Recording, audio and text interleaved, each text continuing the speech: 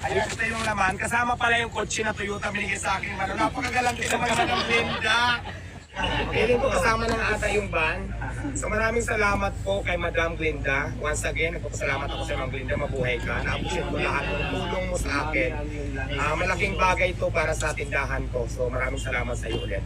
Ayan guys, medyo may tumawag sa atin ngayon dahil may nabibigay na naman ng mga gagamitan natin dito sa parisan. Tingnan natin kung sino. Tara!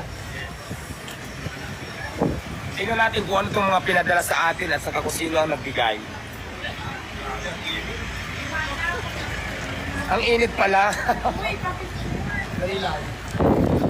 Ano pa yung madala nyo? Lamesa po upuan, tapos may may water na at may mga bakit. Ayan, maraming salamat. Ang nagbigay pala sa akin, nagpadala si Madam Glenda. Siguro naman marami nakakilala kay Madam Glenda. No, ito yung may-ari na Skin Gears. Siya yung may-ari ng Madam Glenda. So, nabigay ng tent, lamisa, mga upuan, may planggana, at kung ano-ano pa. Diyos ko baka may kasama pa itong lalaki package. Asa na yung tent?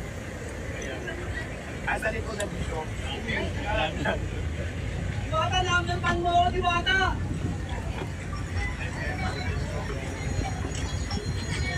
Ayan guys, kasama po yung isang van na high ace. Binigay po sa akin ni Madam Glenda. Maraming salamat. Ito pala isang Toyota, ay isang high ace. Tapos, yung laman, ayan, ito yung laman. Kasama pala yung kotse na Toyota binigay sa akin. Napakagalanti naman Madam Glenda. Maraming salamat sa ito, my friend. Tapos ito, patanggana. Ayan. Lahat yan kasama na po yung kotse, binigyan ako. Kaya naman ito pala pagkaman mas Madam Glenda, laki naman ang binigay mo sa akin. Sa kotse pa lang, sa van pa lang, ako, palong-palong na ako. Oo. Ay, sayang nga lang, hindi siya makakadating. Nagpadala lang siya ng sasakyan. Binigyan niya ako ng van, yung high-is na to. At saka yung laman nun. Maraming salamat, Madam Glenda. Napakagalanti mo naman. Sabagay kasi si Madam Glenda, napakamayaman na yan ngayon.